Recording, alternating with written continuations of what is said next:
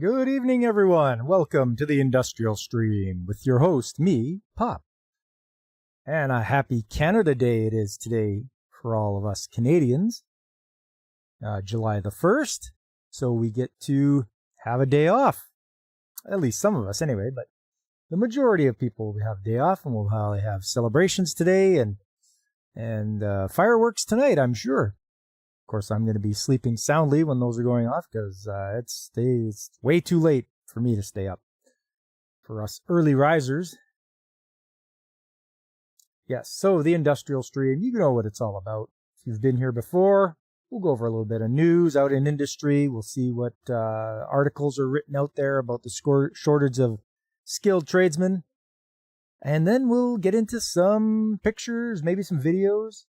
I don't have my regular USB drive with me today because it's at work, so I'll have to dig deep into the library of pictures and videos and maybe pull some stuff up that we haven't seen in a while. And due to the heat today, and I know it might not have been hot where you're at, but apparently David had some hot going on in his part of the neck of the woods. So maybe we'll go over a little bit of what to look for heat exposure, like heat exhaustion, heat stroke, and how to deal with it. It's nice to see everyone coming in here. As I mentioned before, David Glenn, good to see you. Godzillionaire, Veritax. Nice to see you guys coming in. Canada Day, when you don't get invited to the cool kids party and throw your own. That's right. I don't know why they decided on July the 1st. I'm sure they could have picked a different month, but whatever. Oh yes, and Veritax did send me a video as well. We can have a look at that later on too. But let's get to let's get going here. Courtesy of Plant Magazine. I saw a few little articles they wrote. Trade clarity to help Canada's economy rebound after modest recession. Ontario announces $250 million investment in shipbuilding sector. Okay, there we go. The government of Ontario is investing in shipbuilding.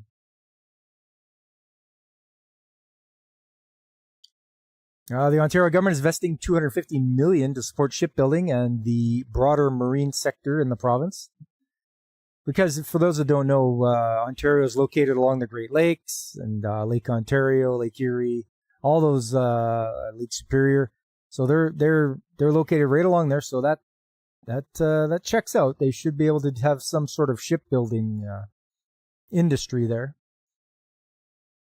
This includes the creation of a $50 million Ontario shipbuilding grant program aimed at expanding the province's shipbuilding capacity. The program is intended to align with Canada's national shipbuilding strategy and provide support to Ontario manufacturing businesses and workers amid U.S. tariffs and broader economic uncertainty. Canadian Navy, are they all singing YMCA? Maybe.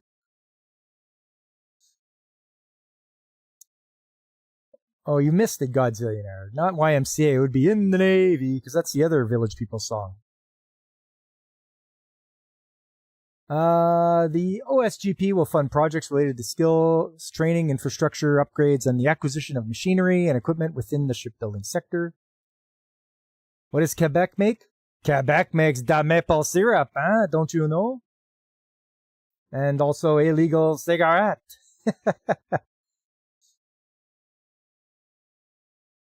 Actually, yeah, they do. They take a lot of handouts also from the government. That's what a lot of Quebec companies do. Designed to assist Ontario-based shipbuilding businesses in contributing to national shipbuilding efforts, the OSGP will offer non-repayable grants covering up to 50% of eligible project costs. The program is intended to enhance competitiveness and long-term capacity in the sector.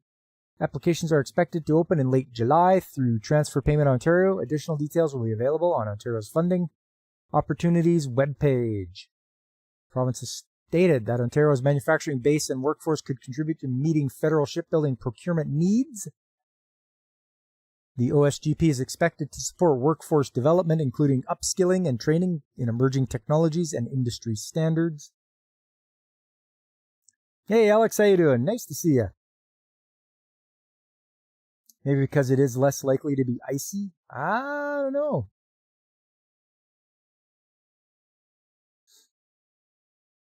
With our NATO allies meeting this week, Ontario workers are ready to step up and build the ships that will protect Ontario and Canada, said Prabmeet Sakaria, Minister of Transportation. As the federal government increases its defense commitment to meet our NATO spending targets, our government is ensuring Ontario workers and businesses have the skills and equipment they need to help.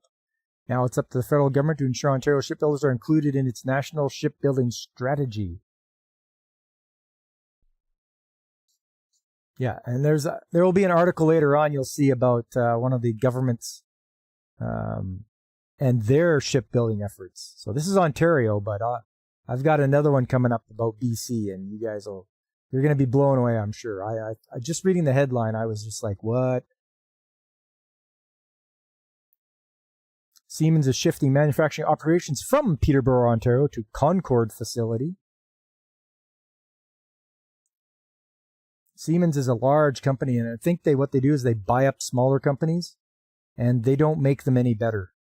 Because I've been dealing with a compressor company that's owned by Siemens, and wow, garbage is the word I have to say about that. Siemens is garbage. They don't know how to run companies. Siemens Canada has announced plans to consolidate its manufacturing operations in Ontario as part of the broader global strategy to adjust capacity and enhance competitiveness in its automation business. The changes will affect two facilities operated by Siemens Canada Digital Industries Division located in Peterborough and Concord, Ontario. The company says it will begin implementing changes immediately, with completion expected by September 2027. As part of the transition, manufacturing operations at the Peterborough facility will be phased out over the next 2 years. The production of measurement intelligence technologies, currently based in Peterborough, will be relocated to the Siemens existing facility in Concord, which currently manufactures RuggedCom, the industrial communications equipment. Approximately 160 manufacturing positions in Peterborough are expected to be affected by the transition. However, Siemens says it plans to retain certain roles in Peterborough, including product management and research and development positions as part of its global business line. To support the integration of the measurement intelligence product lines in Concord, Siemens estimates the creation of approximately 70 new manufacturing positions at that location. The Concord facility will continue to produce communication systems during and after the transition. According to the company, the consolidation is intended to improve operational efficiency and responsiveness to market demands. Siemens has stated it will maintain business continuity for customers throughout the transition period. Siemens Canada employs approximately 4,400 people and currently has around 100 open positions. The company has indicated it will provide support to employees affected by the changes in Peterborough. Nice, cheap words. That's all that is. Dorel announces closing of its manufacturing operations in Cornwall. I don't know what Dorel does. We'll have to read up and see what they do. Dorel Industries is restructuring its operations to cut the size of its home segment and eliminating its domestic manufacturing operations based in Cornwall, Ontario. The company said on June 30th that the decision to cease all Dorel home manufacturing operations in North America is made after an extensive review. So they're going to go somewhere cheaper. They're tired of paying the high wages or the living wages that the workers want here, and they're packing up and they're moving. Said the move will result in substantial savings based on a smaller footprint and workforce and eliminate the losses from the domestic operation. Yeah, see, there you go. Cornwall factory produces ready-to-assemble furniture. Dorel says it will provide additional details around the restructuring, including number of jobs affected and costs when it reports second quarter results in August. Dorel's home business produces a wide range of home furnishings, while its juvenile business is focused on products such as child car seats, strollers, and other baby gear. The wind down on the home operation is expected to be complete by the end of the third quarter. Dorel said the benefits of these changes are expected to improve earnings by the fourth quarter of this year. Yeah, there you go. Closing up because they just don't want to be paying out.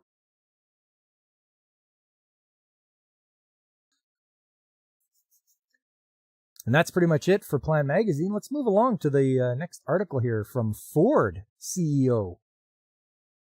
The Ford CEO, Jim Farley, says America needs to invest in skilled trades.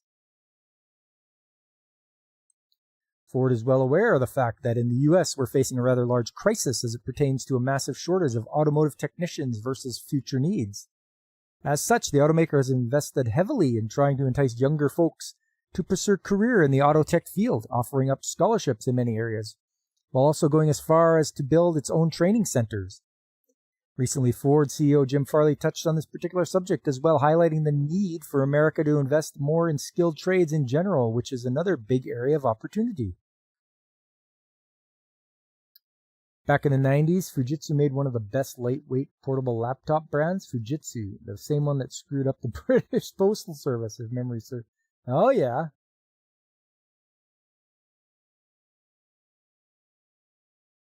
Many industries can't exist without highly skilled tradesmen. They do the jobs that power our economy every day. Farley said in a 2025 Aspen Ideas Conference, today, a third of Americans prefer trade school over a traditional college degree. And we must meet that demand with real support. Ford is doing its part, investing millions in trade school scholarships, technician boot camps, and educational programs. I'm calling on companies across America to step up and invest in skilled trades because the future of our economy depends on it. Well, at least Ford is doing something, you guys. At least they're addressing it. Back in January, Ford announced that it was erecting a new service technician training center in the suburban San Antonio, Texas area, which is designed to help beef up the number of future auto techs to meet an ever-growing need for such services. When finished, it will join 28 other such facilities that are already in operation across the U.S.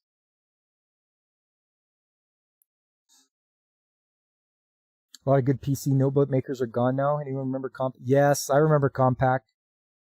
I've actually got a Compaq desktop. It was my father's, and it's mine now. And yeah, crazy. It still boots up. They did okay. In addition to opening these tech training centers, Ford Philanthropy and a series of Blue Oval dealers recently expanded the existing Auto Tech Scholarship Program, which is designed to make automotive technician careers more accessible, build a more capable workforce, and attract the next generation of skilled workers.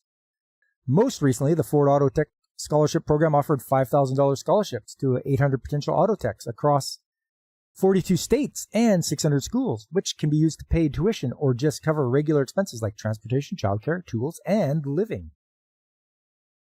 Oh, and that's it.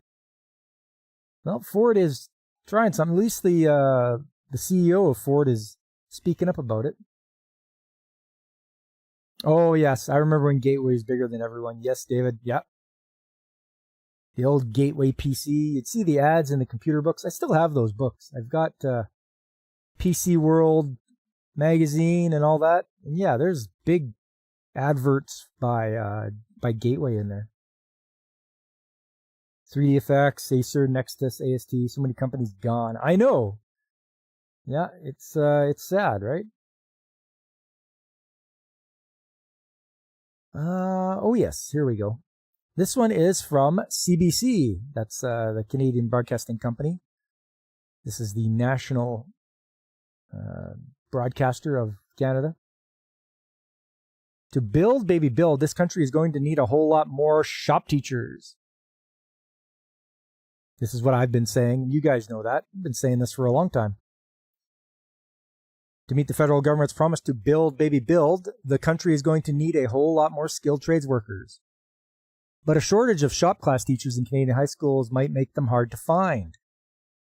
We have a massive shortage of trained teachers, said Andy Strothot, who has been a shop teacher for 31 years and is president of the British Columbia Technology Education Teachers Association. His counterparts in other parts of the country report the same. About 700,000 skilled trades workers are set to retire between 2019 and 2028. No, I'm not going to be one of those. I got to wait. According to federal government numbers, and shop classes are a key tool for getting students interested in pursuing those careers. Well, first of all, you have to have the shop class available at the school. The number of new tradesmen needed may be even higher than that, given the Liberal government's promise to build 500,000 homes per year and undertake various yet unspecified nation-building infrastructure projects. That's pretty vague. There's a shortage of all teachers in British Columbia, but Strathclyde told Cost of Living that it's particularly challenging to recruit people to teach woodworking, metalwork, and other tech classes. Those jobs are so specialized. Plus, a teacher's starting salary is less than people typically make in the trades. Oh yeah, big time. Seriously, like, I wouldn't mind going and being a teacher, teaching shop class and all that, but yeah, the wage would just be awful. We're working on trying to get salary quality recognized so that the people who have a trades background, who have this red seal, have years of experience, get a bump up on the pay scale, said Strathclyde, who teaches at Westview Secondary School in Maple Ridge, BC. High cost to retain a teacher. Even worse, prospective shop teachers give up those good salaries to take on several years of school expenses. In BC, the main pathway to becoming a tech ed teacher is to spend 2 years at the British Columbia Institute of Technology, doing a technology education teaching diploma, followed by 1 year at the University of British Columbia in general teaching education. That's a huge hit for a family to take, to be 3 years out of the industry, out of work, said Strathclyde. The training used to take the just 2 years if you already had trades experience. There are some lobbying efforts underway to try to reinstate that accelerated program, he says. Ontario also has a tech education teacher shortage, in part because what used to be a 1-year teacher's college program became 2 years in 2015, said Christine German, executive director of the Ontario Council for Technology Education. This 2-year teacher's college is really creating a barrier for all teachers, but also us, said German. Though some of the tech education teacher training programs are 16 months with online components to add flexibility, candidates are still paying double the tuition they used to and often incurring travel costs as well, she says. Documents obtained by the Canadian Press in April revealed that Ontario is considering shortening the teacher training to address the problem of plummeting admissions to teachers' colleges.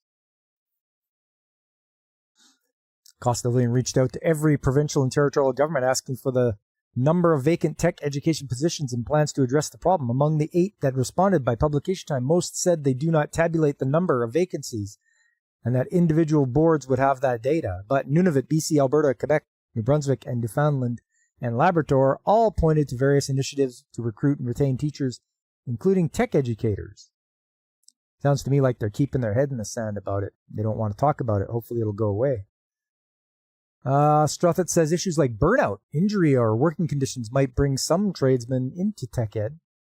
Or they're just tired of lying under a diesel cat at minus 60 degrees in the tundra and they'd rather be working in a heated shop with students than sharing their passion with them. Teaching isn't teaching is, you gotta get, not to say those students are gonna listen to you. It's gonna be a rough go of it, I think. Tandy, Radio Shack, Commodore, Packard Bell, Harvard Graphics, so much more competition. Yeah, there was Veritax. There was lots of competition.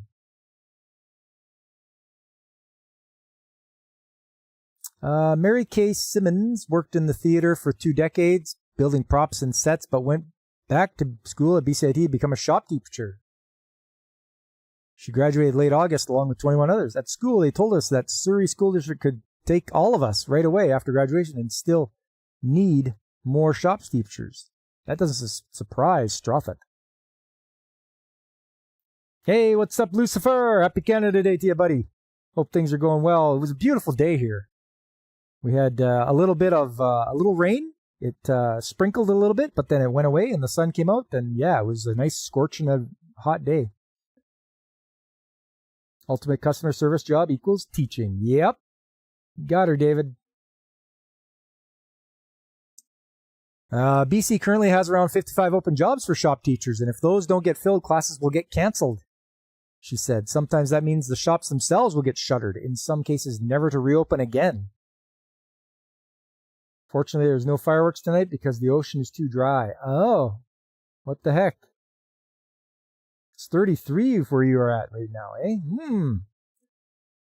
Yeah, that's pretty freaking scorching, that's for sure. We had a thunderstorm at like 7:30 in the morning. I heard like a crack of thunder. And then after that, nothing. So I think we got it out of our system, but it might roll around tonight. You never know. That's another limitation for provinces looking to bolster their ranks of tradesmen. Not every high school has a shop, and some that once did have been converted to other kinds of classrooms when interest and funding for tech education classes waned. In Ontario, the provincial government made it mandatory for every student to take at least one tech education credit as of the 2024-2025 school year. This is our government saying it's really important for our students to explore technological education, skilled trades, and technology as early as they possibly can because it's a fantastic thing for students and very, very needed in our country, said German. But that means every school needs suitable space and equipment, and many are starting from scratch, she says. We are definitely in need of government funding or funding from our community to help us upgrade those areas so our students are making the most of this experience. Hey, Fabric, how you doing, man? You wonder what Carney Trump tariff show was distracting from? It's the trade shortages are going to take us back to the 50s. Good thing you still have that old Philco and spare tubes. Yeah, there you go. Old Philco. Stoddard says the funding for materials hasn't really changed. In the last 15 years, he canvasses local businesses for donations of scraps or jumps in his pickup when he sees listings on Facebook for free plywood and other supplies. In Calgary, there's a new partnership called Adopt-A-Shop between high schools and the Calgary Construction Association, in which home builders, plumbing companies, and others donate money, materials, and expertise. That kind of initiative supports students like Taya Kib, who finished grade 11 at Central Memorial High School in Calgary to explore the possibility of a career in the trades. Kib says she'd never considered it before. She took woodworking class this year, first making a table for her family room and then custom furniture for her bedroom. I have a completely pink room and I couldn't find any bedside table that matched it, so I made one in construction and painted it pink. The experience has set her sights on working construction as a framer, and I'll be loaded compared to everyone else. Yeah, that's... You're looking at the wrong thing there, Missy. Oh, yeah. I made a pink table, and I'm going to be loaded compared to everyone else. You'll only be loaded if you can do a good job and actually be good at the work you do. So I hate to break it to you there, honey, but you're not going to make it with that attitude.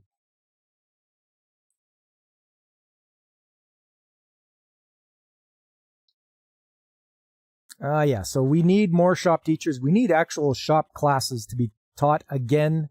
They need to be brought back. Hopefully they will keep doing that. It's just necessary.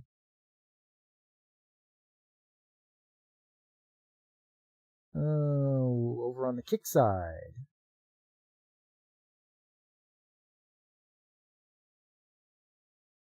Okay, let's see here. Like that. Good. There we go. All right. Yes, we need more tech education classes and the teachers for them. Be gone, bot. Yes, thanks, Fabric. Here's the one I was telling you guys about. This is from Business Intelligence for BC. Opinion, Ferries debacle highlights NDP hypocrisy on supporting BC. For those who don't know, the NDP is the far left party in the political spectrum in British Columbia. NDP is a socialist. They call themselves socialists, but leaning towards communists. So that's how far left they are. Just so you know. By any objective measure, the BC NDP government has failed spectacularly when it comes to delivering major public infrastructure. The Cowichan Hospital, the Patella Bridge, St. Paul's Hospital, the Massey Tunnel replacement, the Langley SkyTrain extension, the Broadway subway line. Every one of these major projects is over budget and behind schedule by years and sometimes by billions of dollars. Yeah, there you go. That's where government comes in, and they don't get... our government can't do anything right. You get more left than Trudeau? It's getting pretty bad. They're hyping up a roadmap update. This isn't, is the NDP into jerky? The leader is Jack Meats. That's right. That's right. That's federal, though, Fabric, not provincial.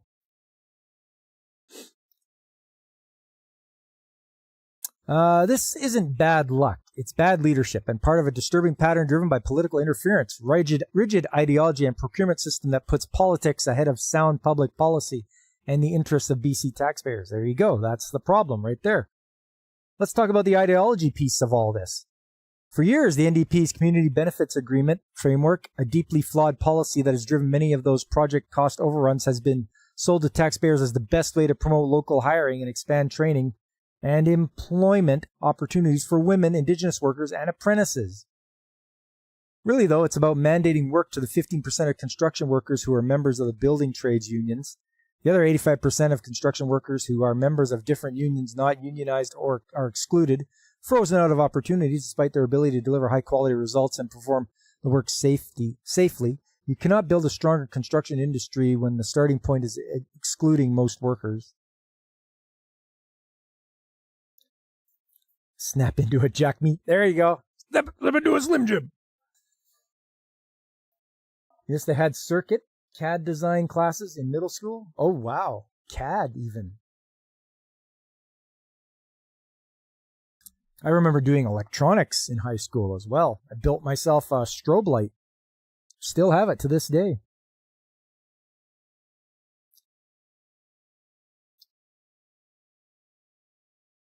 Where were we? Oh, the decision by BC Ferries to go to a Chinese state-owned shipyard to buy 4 new ships shows that all the NDP government's CBA talk of local hiring and empowering young female and Indigenous workers was just window dressing.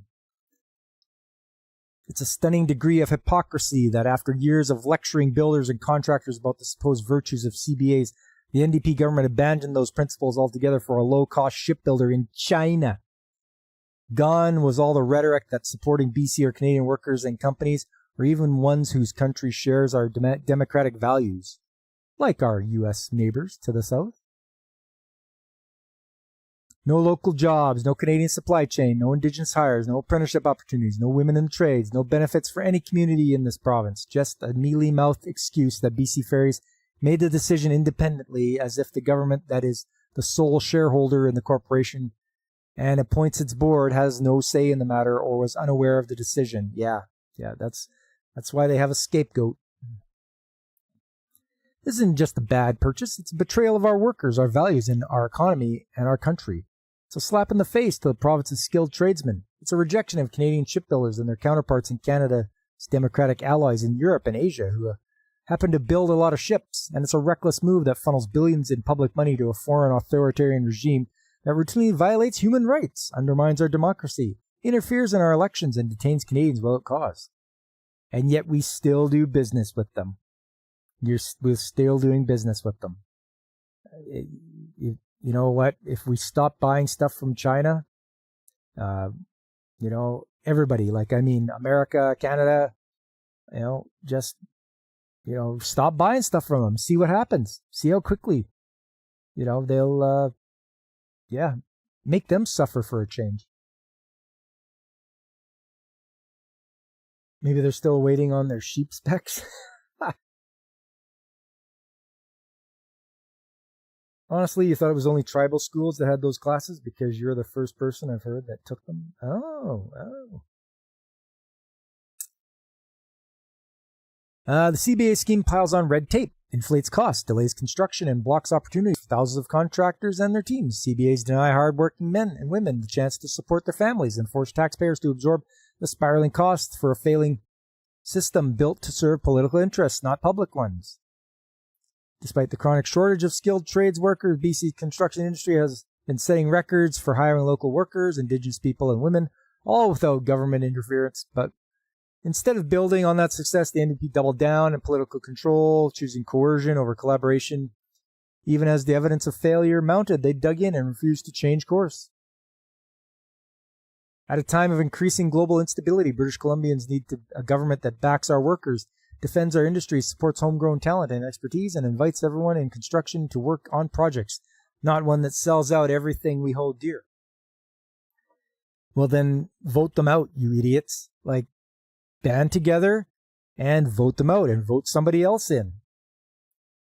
The NDP's infrastructure record is a case study on what happens when politics is placed before people, when rhetoric replaces results, and now the NDP has outsourced the generational building and industrial development opportunity to a communist regime that is outright hostile to our democratic and economic interests. Facing a more complex and riskier world, this is not how you build stronger, more prosperous province or a fairer one. British Columbians do better, deserve better. Yes, they do. And that's what I was talking about before. They outsourced it, not to anybody local, but they're going to go to China. So you're disgusting there, British Columbia government. You're a disgusting parasite, and I hope you get voted out.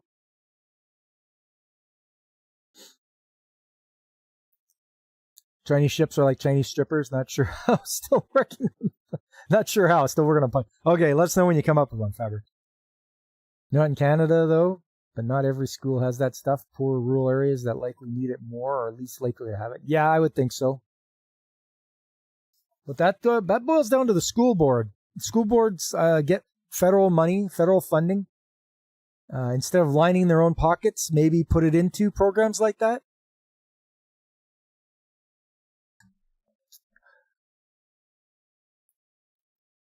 A little rowboat to China. There you go. David's helping you out there, Faber. All right, well, that's it for the articles there, fellas. Why don't we look into heat exhaustion? Because of the weather today. It was very hot out.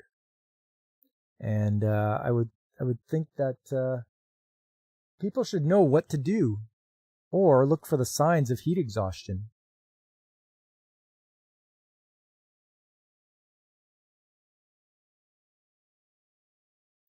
Let me just find something here for you guys.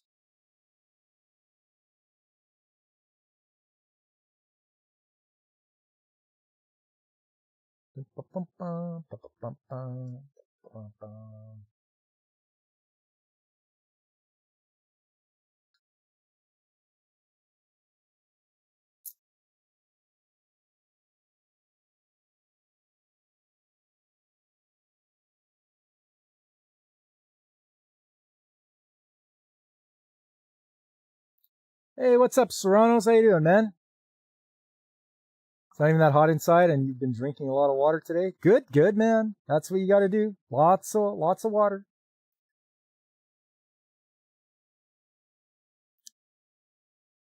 Oh, maybe not that. Maybe we'll do heat stress.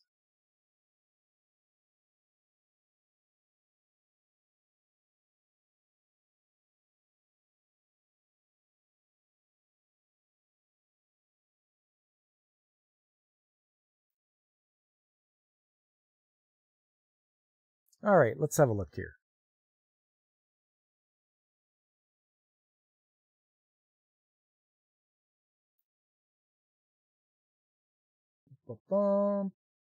There we go.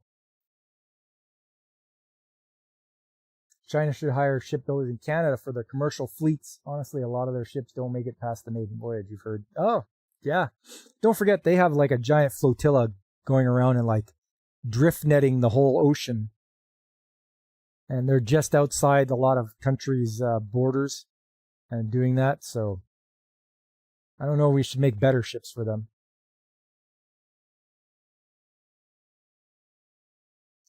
Okay, let's should we zoom in here a bit?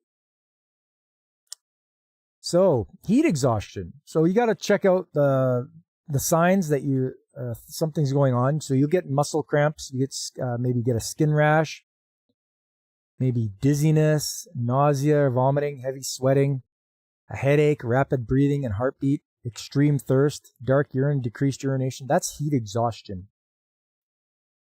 You just get dark urine after a week of heavy drinking? Well, I guess so.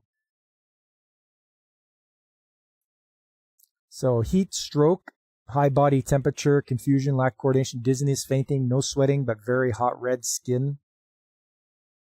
Heat stroke's a medical emergency. Call 911, your local emergency number. While waiting for help, cool the person right away by moving to a cool area, applying cold water, large areas of the skin, and fanning the person as much as possible. So yeah, get them out of the sun to some shade. Older adults may be faced with compounding factors that could put them at increased risk during extreme heat events. These factors include chronic illness, medications that interfere with the body's cooling mechanisms, and social isolation and poverty.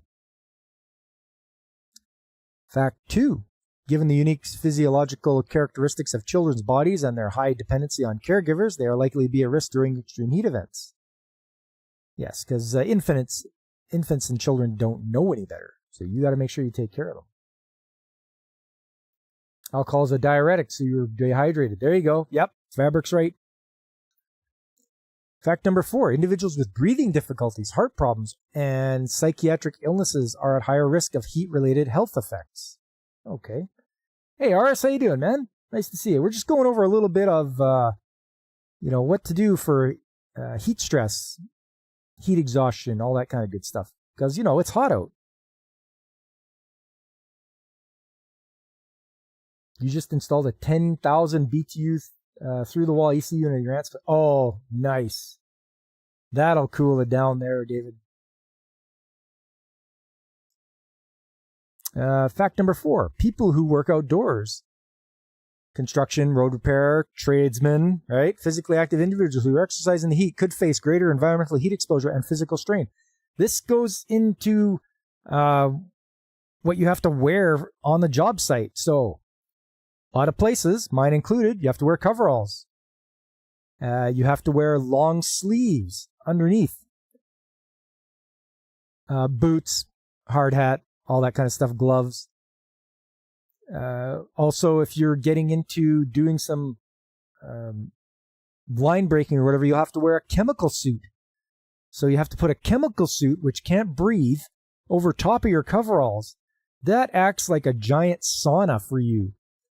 So that's what we got to take into account as well, is when you're out there on the job site, the extra stuff you have to wear, that adds to the heat that's going to be trapped. And it's going to make it so you can't sweat properly or get rid of the heat. But there are things you can do. There's cooling vests you can buy, and you can wear those to help you get through it. So here's a tip. Prepare for the heat. Tune in regularly to local forecasts and alerts so you know when to take extra care. If you have an air conditioner, make sure it works properly. If you don't have an air conditioner, find an air-conditioned spot close by where you can cool off for a few hours on very hot days. Know the signs of heat-related illnesses. Pay attention to how you feel and those around you. Frequently visit neighbors, friends, and older family members, especially those who are chronically ill. Make sure they are cool and hydrated. Drink water. Stay cool. Also, they say water, but also drink electrolytes. You can even have them watered down. Like you can cut them with some water just to make sure you get that saline that you need, the salt, because that helps. The salt helps you retain water as well. So how do you stay cool? Wear loose-fitting, light-colored clothing made of breathable fabric. Take cool showers or baths until you feel refreshed. Plan strenuous outdoor activities for cooler days, or choose a cooler location or like a place with air conditioning or tree shade. And spend time in a cool place. It could be a tree shade area, swimming facility, or an air-conditioned spot. I know a lot of times it won't be like that. So as far as planning your jobs, when you're going to go to work in the trades, do all the stuff in the morning. Anything that's strenuous or it's gonna be in a hot area, do it in the morning, not in the afternoon when it's just baking hot. Took a gel pack in your underwear, you'll be sound as a... Oh, pickle juice for electrolyte, David. Oh, good. I never thought of that, but that's a good idea. So yes, there you are. There is some things you can do.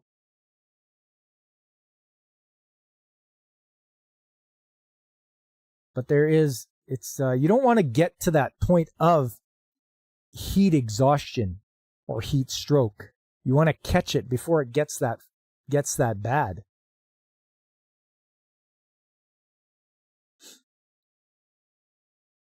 you'll get heat cramps.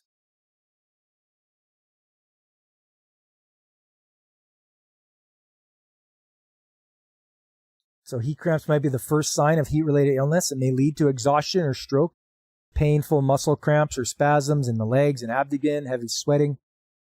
So what you want to do is apply firm pressure on the cramping muscles, gently massage to relieve the spasm, give sips of water unless the person complains of nausea, then stop giving water, and seek medical attention. That's the important thing. If you're, suffering from heat exhaustion, heat stroke, get to the damn hospital. Right? Don't wait. Get there. In the trades, job plans you. Yeah. Good old Yakov Smirnov. Hot tar roofing would be a hell of a job. Oh yeah, or paving, asphalt paving. Yeah. Used to hate wearing sleeves, especially when you're at your dad's bleach plant. But as an experienced adult, learn to appreciate sleeves. Oh yes. You got her, Veritax. That's, it's very important. Hey, hello, Gap. How you doing? Nice to see you. We're just going over a little bit of safety for heat cramps and heat exhaustion, heat stroke. Because, the weather was really hot today. So, make sure when you're going out, wear a hat, something to cover your head. Wear light clothing. Cotton is good. Make sure to take some water with you. Make sure you drink lots of it. You should drink a lot of water most of the time, but in the summer, especially because you sweat it out. So you're going to want to take water and, as I said before, electrolytes, because that will help you as well. And always try to, stay in the shade. Don't be in the direct sun. If you got to do a job, do it in the morning when the sun's not up yet, high in the sky. When you're going out, wear Lake Superior. There you go. You're amazed at how many people don't follow that when working out. Yes, I know. They tell us, and I don't know about where you guys work at, but at our place, they tell us, when you're working out there, you have to do a cycle where you work for so long and then you come in and cool down. So you have to have good work-rest cycles. Yes, you're trying to do your job, but you're more effective if you can come in and cool down and then go out and do it again. So always try to have a good work-rest cycle. So this isn't going to happen to you, because passing out on the ground is a lot worse because you don't know when anybody's going to find you. So always help yourself out. I'm quite fortunate because if I do go down, our radios will sound an alarm to let people know that someone's fallen over. So that's something that we carry around with us all the time as a radio. And it has a man down option, which if it leans over 60 degrees, so pretty much if you're lying down on the ground, it'll start going off and it'll alert the other radios that there's somebody fallen over. So I don't know if a lot of people knew about that option, but that's out there for places that are very dangerous to work in. Your old high school football coach should be tried for crimes against humanity for making us practice in August in Kentucky. Oh, yikes. Yeah. Yeah, that's just, it's got to be, well, I'm hoping it will be much better now.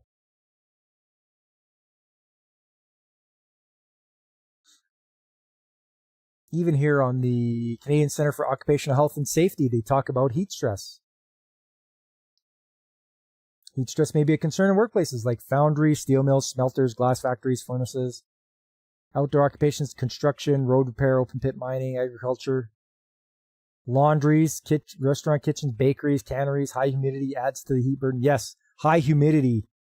That's bad too, because, and it's worse, like here in Ontario, you hear about it in Ontario because they're close to the Great Lakes. And David, you might know about this too because of where you're at. And probably James too, depending on where he is in Michigan. The Great Lakes provide a lot of humidity. That humidity makes it so that you can't sweat. You can't sweat to cool yourself because the air has so much humidity in it. It stops it. Like when you have a high humidity, you just can't sweat to help cool yourself down. That's one of the worst things. Wow, this goes into deep. This goes pretty deep. How does the human body react to hot environments? How does the body control heat gain and heat loss? What are the effects of heat on the body? As temperature of heat burden increases, people may feel increased irritability, loss of concentration and ability to do mental tasks, and loss of ability to do skilled tasks or heavy work. Does everyone react to heat in the same way? No.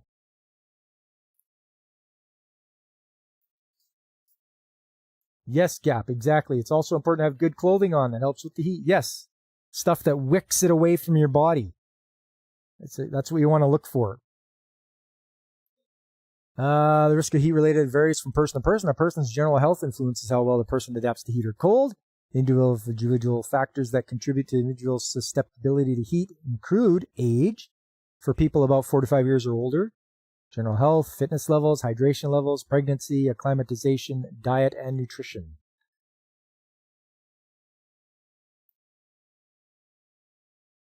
No, they don't see Brits. I know, eh? Oh no, it's 26 out. It's like, that's nice.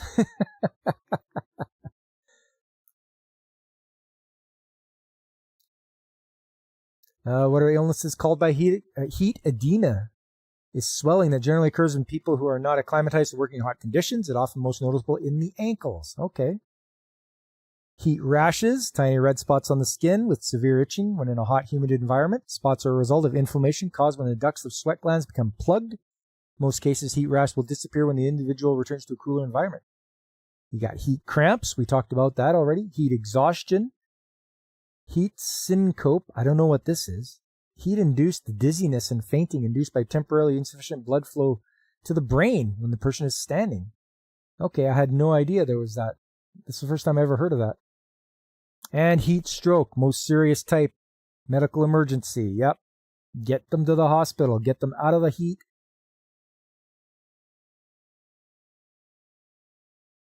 Okay. Anything above 23C and Brits start exploding. Yeah, they really panic about it. It's just... And Lucifer here before in the chat, you saw, he said it was 33 there where he's at. I mean, that is really hot, but you have to know how to deal with it.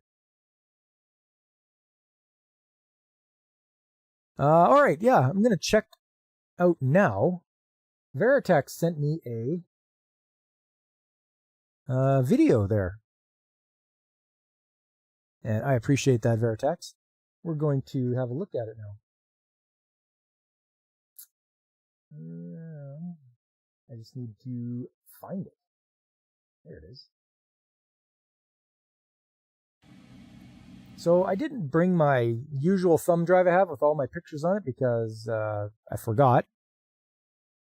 And I wasn't going to go to work today to grab it. Let me see.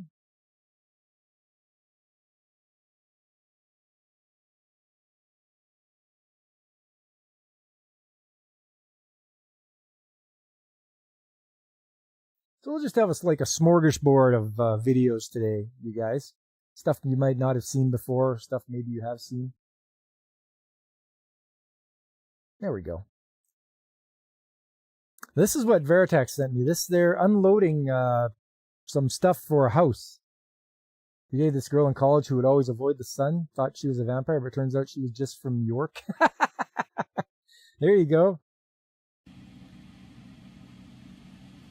Okay, he's got his outriggers out, you can see. He's taking a load off the back of the truck. Wish you could get into that place in the background and start scraping. Start scrapping. Yeah, there you go. You want to scrap those guys. This guy, I'm not sure if he measured or not, but I personally would measure from the pivot point of the crane to where he's putting it, because you need to know your load radius. Like, check this out. This guy goes pretty far. I personally wouldn't go that far. You're relying on this where he's got his outrigger out on the grass there. You're relying on that to be a solid base. He doesn't even have any outrigger pads, it looks like. Or at least not very big ones. Look at that. He made it all. He's still going right up to the front door.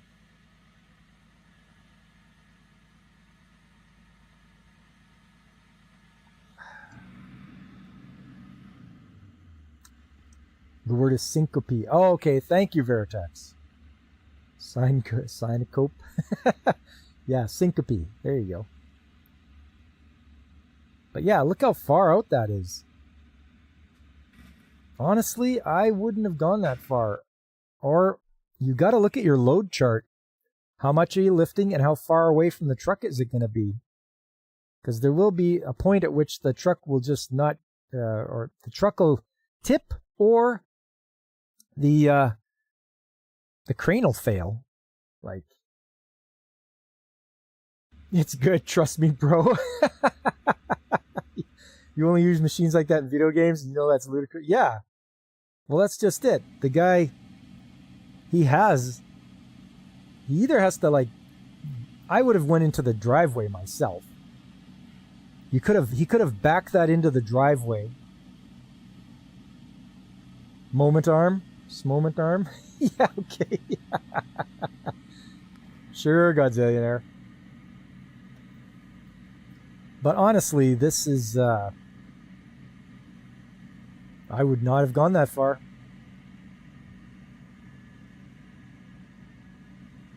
It looks like, and Veritex, I can't remember if you told me what this stuff was. It looks like it's bags of, is it bags of concrete? Because Buddy grabs something when it gets there.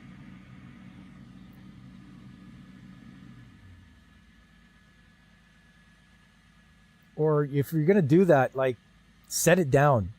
Like, put it down and be done with it. Yeah, Serrano. So backing down, I would have backed into the driveway. Get yourself closer. That's the first rule of doing any kind of crane work. I've operated a crane for a lot of years. It wasn't like a huge one, but I've operated one, and you always have a tape measure in the cab with you. You get out, you measure from the pivot point of the boom to the spot where you have to go. And then you check your load chart and you see whether you can make it, whether you're within that and the envelope. And if you can't, then you reposition yourself or you get a bigger crane. If you can't get in there with the truck, you need a fork. Yep, 100%. And it looks like he's got one on the back, hanging off the back of his truck. I could be wrong, but some of those trucks will come with the forklifts that sort of nest themselves in the back of the truck. And you can just take it down, grab the load, drive it over. So doing this is, I don't know if I would never go that far. That has to be some hard packed ground. I mean, could be.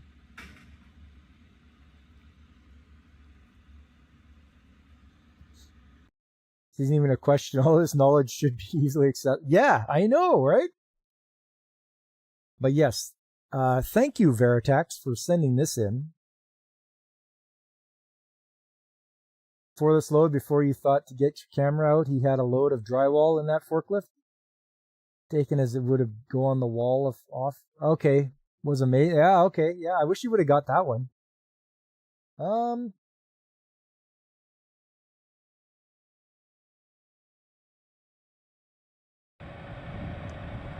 we have a look and see what them putting pilings in the ground. I want to see how they do it here.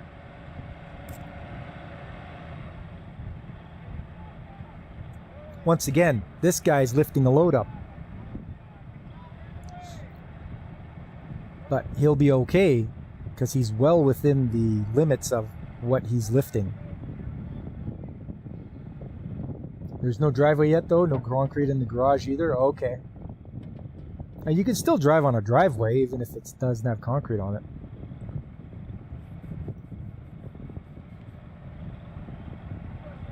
You wouldn't have gone that far, but you've never seen one of these? Okay. Don't forget, you guys can send me videos as well. You can either send them to my Discord or DM me on Twitter. You know, you see stuff that you think is neat or anything that's industrial, just tag me in it and I'll have a look too. I'm always interested in that stuff. That hanging in the air is weird. Yep. Well, I wonder if that was drywall dust or grout or whatever they're going to put in. Okay, so they're getting these things lifted up. They're called screw piles, and what they do is they screw them into the ground. You know, you've seen back in the old days when they'd hammer pilings into the ground, you know, bang, bang, bang. Well, they just put some wings on them, bend them at an angle, and it acts like a screw. Can you send the macaroni art you make?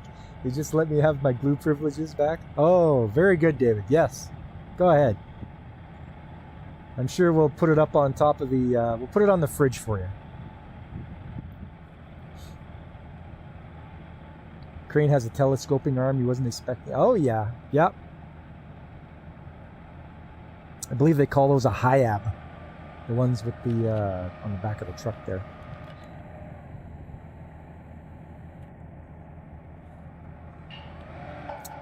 He's going to get this set up so he can... Oh, not very good. That's Sawhorse. You didn't hit it in the middle.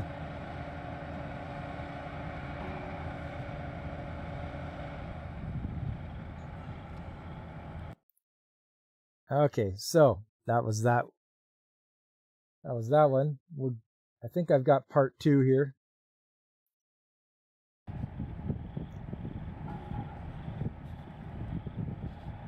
There we go. He's got it up there.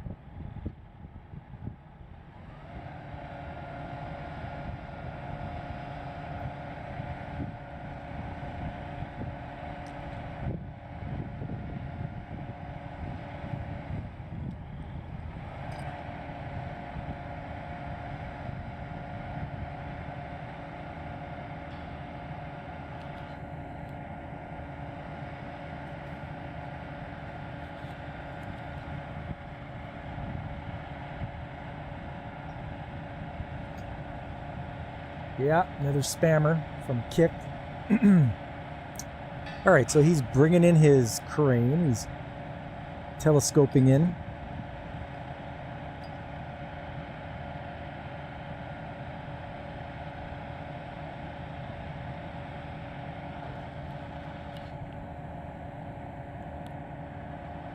I'm trying to do the best camera work I can here, but you know, sometimes it gets a little tough when you're zooming in.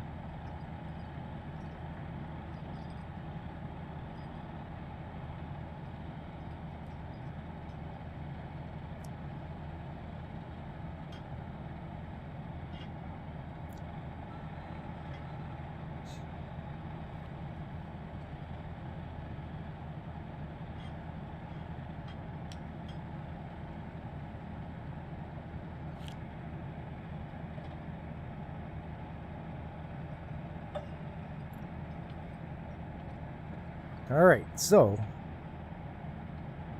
you've got to get that. You got to get that screw pile hooked up there.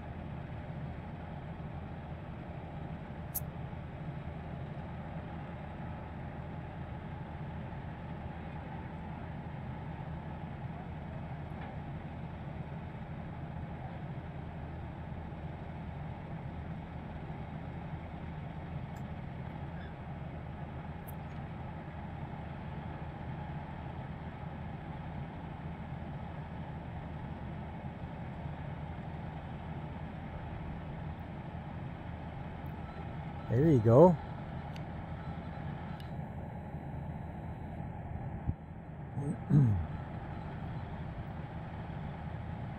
Gotta try to get a little more.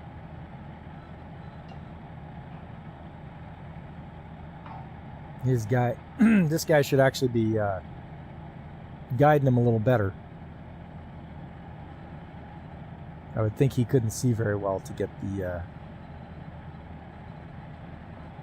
get that lined up. There you go. He's got one. He should put in 3 of them. 2, and there we go. So those pins will help when he's spinning to help drive that thing. I think he puts nuts on the end of them. Keep them from falling out. Watch the rest of the stream later. You have an internet. Okay, no problem, Gap. You have yourself a great time. Hope your internet problems get figured out. The way the drivers work is something out of Looney Tunes. Yeah, it can be sometimes. All right, here we go. He's lifting up the screw pile.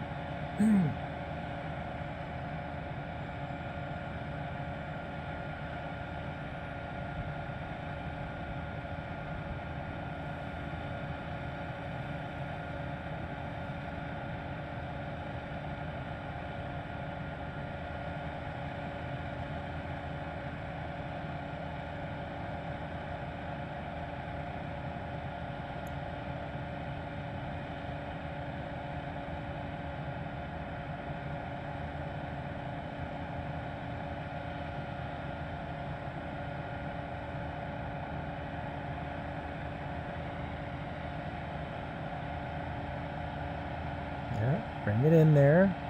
Slowly coming up.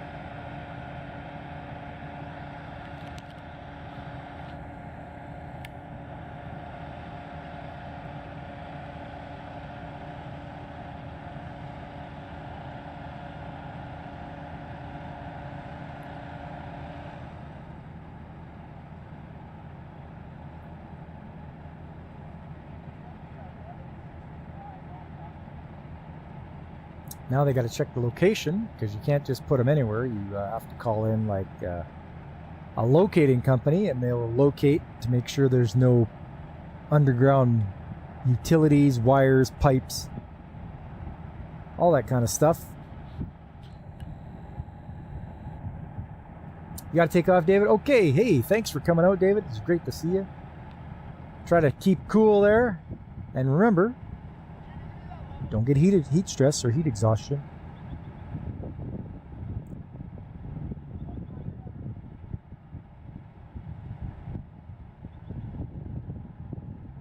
I'm sure they've got air conditioning at the Beaver Hut. Hey, Fabric?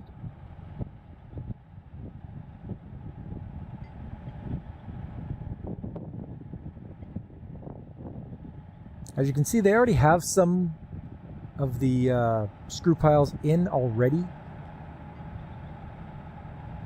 So they're just putting in another one. So this guy should be directing the fellow on the crane where they got to put it.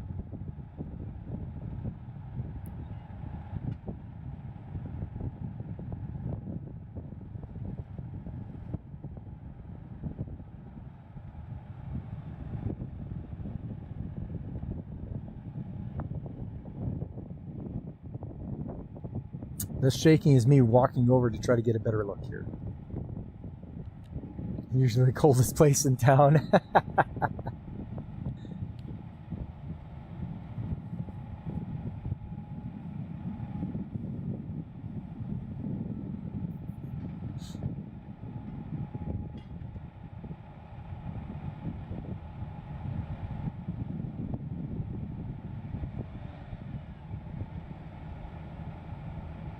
Okay, he's locating it,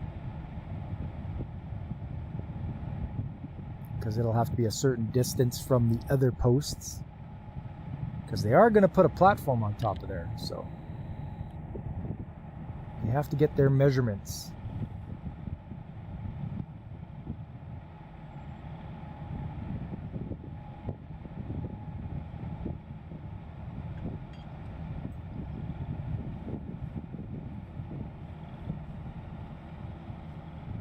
He's got the tape measure out.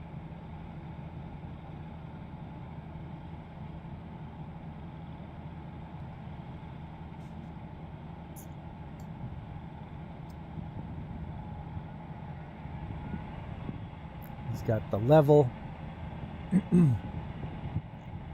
There they go. He's starting to screw it in there.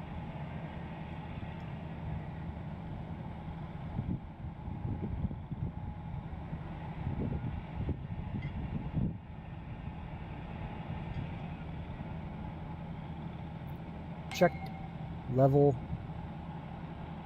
He'll try to keep it as level as possible. He's going to move it a little bit at a time to get it there you go, this way and that way. Much like the first date, it's measured twice, pound once. So true. In the US, they tell you to always dial 511 before. Yes, that's exactly, that's it, Veritax. Yep. Call before you dig. That's the slogan they use.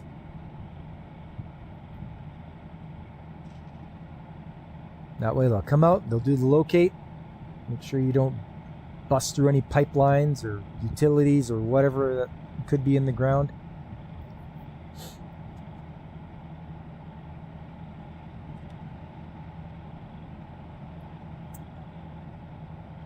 Looks like it's good. Is it good?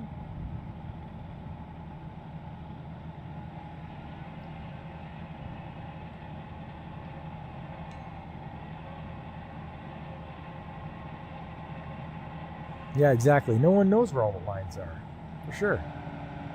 There we go. Got it straightened back up a bit.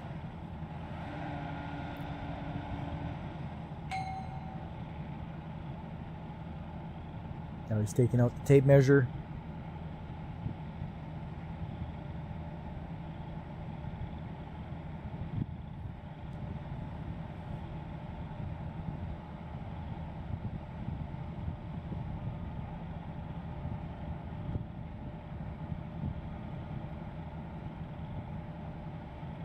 If I would see DJ Ronnie G here tonight, I thought he would be by. I saw him earlier in the day on Angry Canadians stream. Thought he'd be on his way home from work.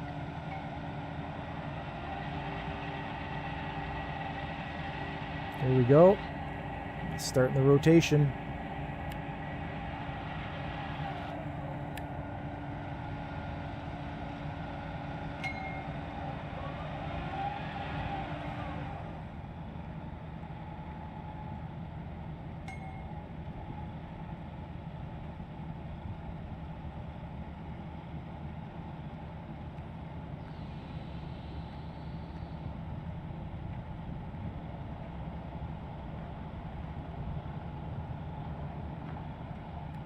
Stuff, man. Mm-hmm. The lady doing the water trust stuff setup says that she like a water sample. Okay. So she can do the final calibration on her. He's only measuring so much because he thinks you're the super. Yeah, maybe. Yeah. Little does he know I'm not calling the shots there. It's like, uh-oh, somebody's watching, filming. I better make this look good. There we go. It's going in there.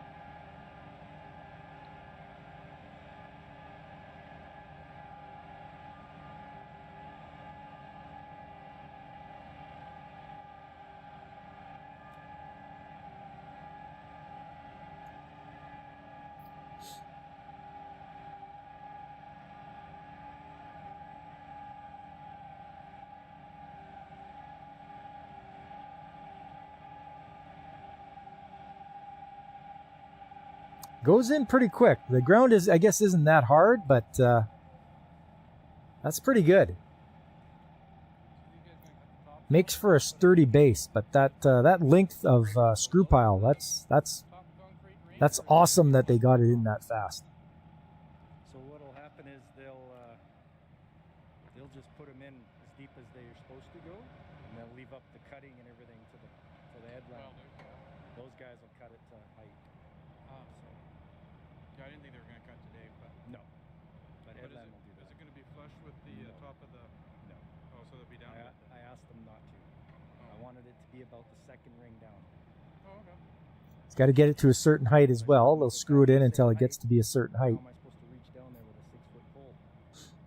True. I have to buy a 12-foot pole. So we're taking the water samples out of the bottom of that then? Okay.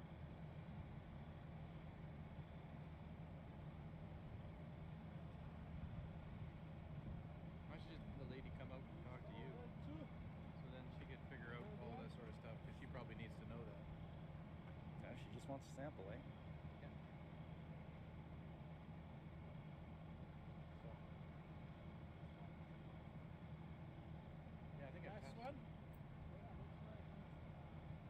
passed these guys going over for my exam or tests next door.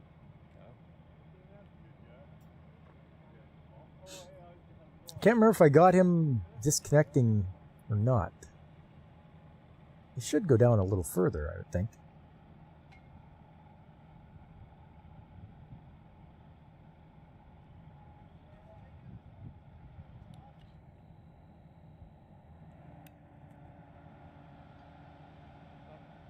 She's in my office. Yep. Yep. I'll be there soon.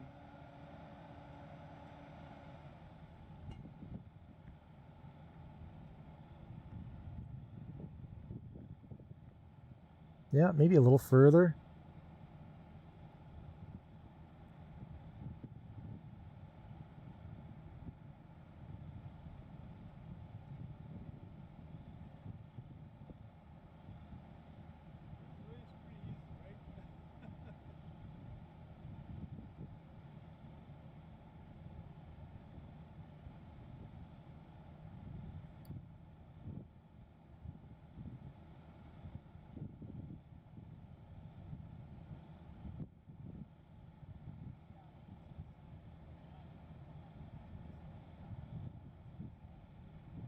I don't know what those two are talking about, but at least they got it done.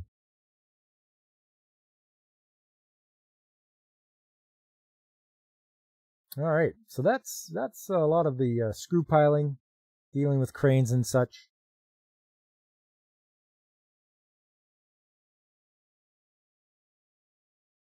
I think it's about time to wrap it up there, fellas. It was a good day. It was a good Canada Day. It was a good stream. I had a good time. I'm glad you guys all showed up. You make it worthwhile here. If you could do me a favor, just hit that like button. Subscribe if you haven't already. Tell your friends. Spread the word. Make sure you watch a lot of the other good people out there